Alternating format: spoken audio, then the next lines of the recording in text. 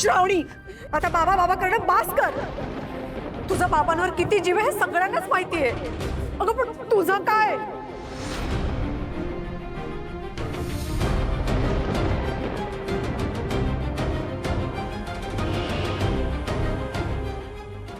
हे तुझ्या आईने लिहिलेलं पत्र. यात त्यांनी असं लिहिलंय की तुला तुझ्या बाबांच्या आयुष्यभर काळजी घ्यायची आहे. अगं पण स्वतःचं आयुष्य उद्ध्वस्त करून असं नाही लिहिलंय. श्रावणी, सावित्रीने सुद्धा यमाशी लढून सत्यवानाचे प्राण परत आणलेत. तुला सुद्धा अशीच परीक्षा द्यायची आहे. उद्या वटपौर्णिमा आहे. तुझ्यातली पतिव्रता जागाव. श्रावणी, अगं ज्याने स्वतःच्या आयुष्याची होळी केली आणि तुझं आयुष्य वाचवलं असा तो तुझा नवरा हॉस्पिटलमध्ये मरणाच्या दारात उभा आहे. रक्ताच्या उलट्या करतोय तो. आणि तू इथे तुझ्या बाबांच्या अहंकाराचा विचार करत बसलीयस. श्रावणी, अगं इतकी स्वार्थी कधीपासून झालीस तू? मी तुला जन्म दिला नसला तरी मी या घरात तुला पोटच्या लेकीप्रमाणे मानलंय. तुला सख्या आईप्रमाणे जीव लावलाय. पण आज मी तुला सांगते, जर तू शुभूला या अवस्थेत सोडलंस, जर तू हॉस्पिटलला नाही गेलीस आणि तू जर या पेपरवर सही केलीस तर आजपासून तुझी ही दुसरी आई सुद्धा तुझ्यासाठी मेली म्हणून समज.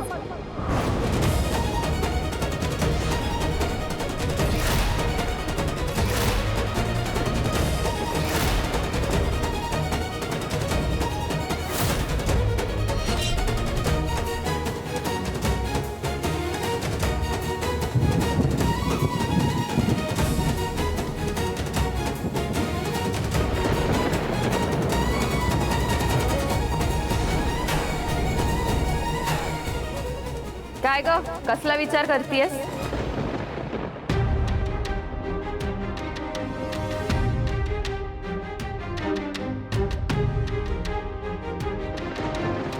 काय हॉस्पिटलला जाऊ की नको शुभूला भेटायला याचा विचार करत बसलीयस?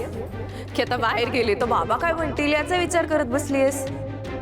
श्रावणी, काकू जे म्हणाली ना ते बरोबर म्हणाली. उगाचे नको ते विचार करत बसू नकोस. अगं हे बघ, आयुष्य ना आपल्याला एकदाच मिळतं. आणि उद्या वटपौर्णिमा आहे. स्वतःच्या पत्नी धर्माला जाग. अगं नाही, तुला कळतच नाहीये का? शुभू तुझा खराखुरा साथीदार आहे श्रावणी. अगं स्वतःच्या जीवावर खेळून त्यांनी तुझं आयुष्य वाचवलं. सगळ्यांसमोर तुझ्या गळ्यात मंगळसूत्र बांधलं ना, आणि तू काय करतेस? वा, इथे विचार करत बसलीस. श्रावणी, हा मूर्खपणा करू नकोस. हा, जा आत्ताच्या आत्ता जा आणि शुभूला भेट. अगं शुभूला भेटल्याने तू बाबांची गद्दारी करतेस असं होणार नाहीये. जा श्रावणी, जा. श्रावणी, अगं ज्याने स्वतःच्या आयुष्याची होळी केली आणि तुझं आयुष्य वाचवलं असा तो तुझा नवरा हॉस्पिटलमध्ये मरणाच्या दारात उभा आहे. रक्ताच्या उलट्या करतोय तो. आणि तू इथे तुझ्या बाबांच्या अहंकाराचा विचार करत बसलीयस. श्रावणी, अगं इतकी स्वार्थी कधीपासून झालीस तू? उद्या वटपौर्णिमा आहे. तुझ्यातली पतिव्रता जागाव.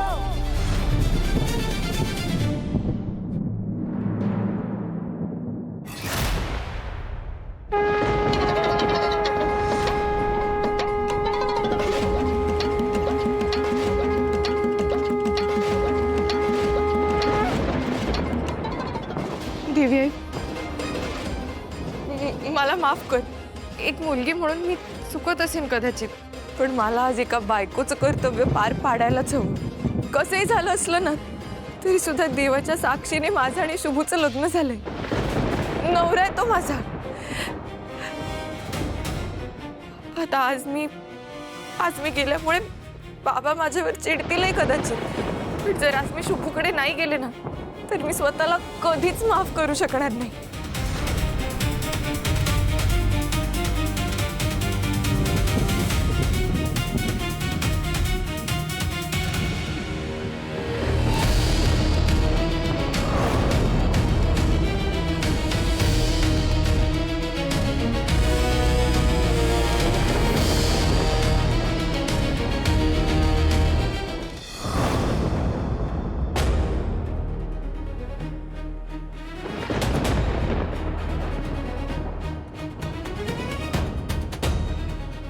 बापरे, पेशंटची ऑक्सिजन लेवल खूपच क्रिटिकल आहे. इंटरनल इंजुरीजमुळे पेशंटची अवस्था फार गंभीर होत चालली. पेशंटचा कोणी नातेवाईक अजून आलेला नाही इथे? नाही डॉक्टर, अजून तरी नाही. त्या एक बाई आल्या होत्या, त्यांना ॲडमिट करून गेल्या. ती मी थोड्या वेळात येते, तुम्ही उपचार चालू करा असं सांगून घाईघाईने निघून गेल्या.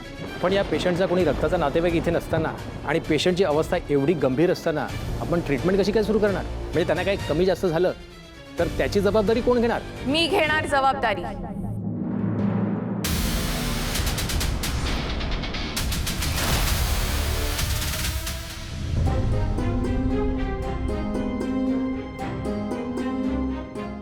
शोभाताई, लागलं का ग फोन? कुठे त्यांना? बाई सानिका मॅडम, नाही घरच्यांची काळजी वाटते होय तुम्हासनी? तुमच्यामुळं घरात बाहेर कोणाला तोंड दाखवायला जागा नाही उरली काय? त्याच्यामुळे घरात जरा शांतच बसा तुम्ही.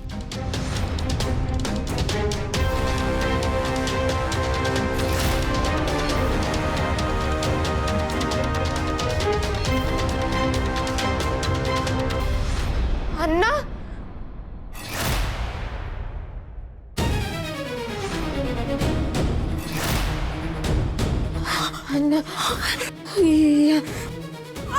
आई लवकर बाहेर ये.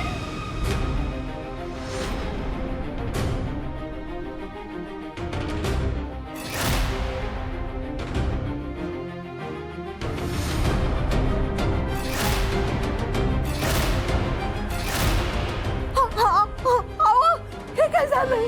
कोणी केलं? अशी अवस्था का करून घेतली तुम्ही? अहो, काय झालंय बोला की. अहो बोला की काय झालंय?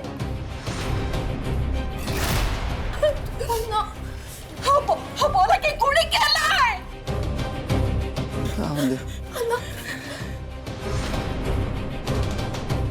पाणी पाणी घ्या. मी सांगा म्हणतोय ना, सांगा मला कोणी केलं हे? चारीतल्या बायकांनी लोकांनी कापड फाडली, तोंडाला काळ फासलं.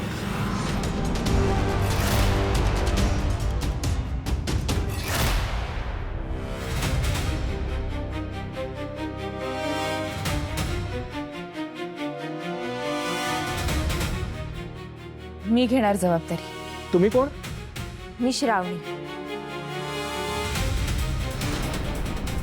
श्रावणी शुभंकर शेलार, शुभंकरची बायको.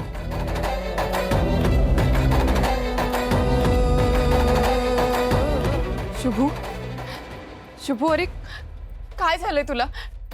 डोळे उघड ना. हे बघ मी आले. श्रावणी उठणार आहे. मिसेस शेलार, पेशंट सध्या बेशुद्ध आहे.